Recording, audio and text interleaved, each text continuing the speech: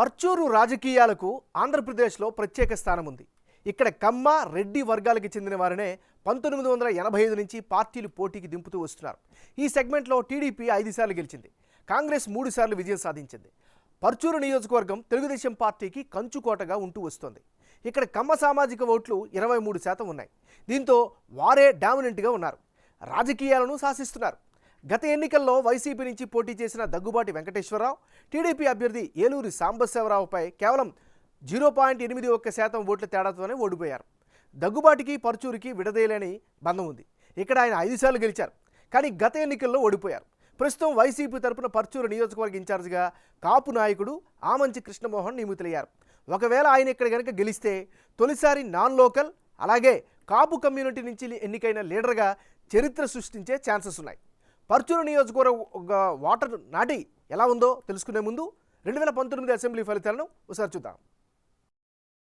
2019 ఎన్నికల్లో ఈ నియోజకవర్గం నుంచి దగ్గుబాటి వెంకటేశ్వరరావు వర్సెస్ ఏలూరి సాంబశివరావు, తెలుగుదేశం పార్టీకి చెందినటువంటి నాయకుడిన, వీళ్ళిద్దరి మధ్య ప్రధానంగా పోటీ జరిగితే 2019 ఎన్నికల్లో తెలుగుదేశం పార్టీ అభ్యర్థి ఏలూరి సాంబశివరావు 48% ఓట్లు సాధించి విజయం సాధించగా, వైసీపీ అభ్యర్థి దగ్గుబాటి వెంకటేశ్వరరావు 47% ఓట్లు సాధించారు.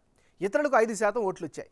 మరి ఈసారి ఎన్నికల్లో పర్చూరు సెగ్మెంట్లో రాజకీయం ఎలా ఉండబోతోందో big TV exclusive detailed election సర్వేలో వెల్లడైనటువంటి అభిప్రాయాలను ఇప్పుడు పరిశీలిద్దాం.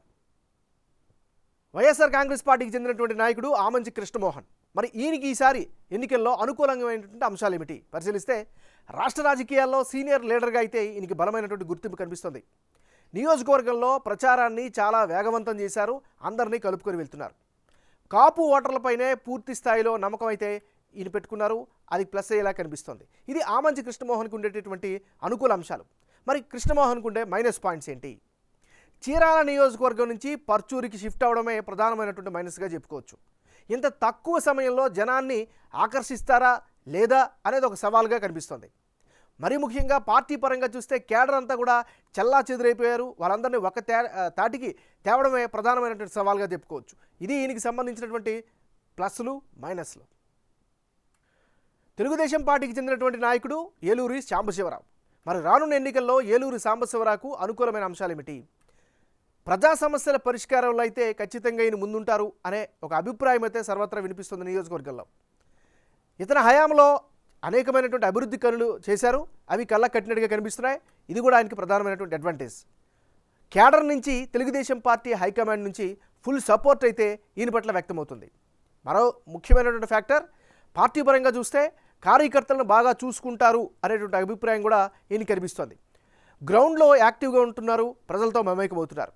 మరీ ముఖ్యంగా సేవా కార్యక్రమాల్లో, ముఖ్యంగా మెడికల్ క్యాంపులు నిర్వహించడం ఏలూరి సాంబశివరావుకు ఉండే మరో ప్లస్ పాయింట్గా చెప్పుకోవచ్చు.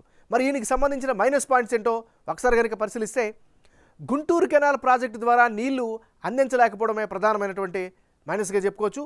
మరోవైపు పర్చూరు నియోజకవర్గంలో ముఖ్యంగా ఇంకొల్లు మండలంలో రోడ్లన్నీ కూడా చాలా పాడైపోయి అధ్వానంగా ఉన్నాయి. మరి రేపు పొద్దున దానికి సమాధానం చెప్పుకోవాల్సిన అవసరం ఉంటుంది. అదేవిధంగా కాలేజీలకి సరైనటువంటి సౌకర్యాలు కూడా లేవు, ఇవి కూడా మైనస్ అయ్యే అవకాశం ఉంది. ఇది దీనికి సంబంధించినటువంటి ప్లస్లు మైనస్లు. రానున్న ఎన్నికల్లో పర్చూరు నియోజకవర్గంలో ఎవరెవరు బరిలో ఉంటే ఫలితాలు ఏ విధంగా వచ్చే అవకాశం ఉందో పరిశీలిద్దాం. ఆమంచి కృష్ణమోహన్ వర్సెస్ ఏలూరు సాంబశివరావు. అంటే ఇప్పటికిప్పుడు ఎన్నికలు జరిగితే పర్చూరు నియోజకవర్గంలో టీడీపీ గెలిచేందుకే ఎక్కువ అవకాశాలు కనిపిస్తున్నాయి. టీడీపీ ప్రస్తుత సిట్టింగ్ ఎమ్మెల్యే అభ్యర్థి ఏలూరి సాంబశివరావుకు 49% ఓట్లు వచ్చే ఛాన్సెస్ ఉన్నాయని బిగ్ టీవీ సర్వేలో వెల్లడైంది. అదే సమయంలో వైసీపీ అభ్యర్థి ఆమంచి కృష్ణమోహన్కు 43% ఓట్లు వచ్చే ఛాన్స్ కనిపిస్తోంది. ఇతరులకు 8% ఓట్లు వచ్చే అవకాశాలున్నాయి. పర్చూరు నియోజకవర్గంలో ఏలూరి సాంబశివరావుకు మంచి పట్టు ఉండడం ప్లస్ అవుతోంది.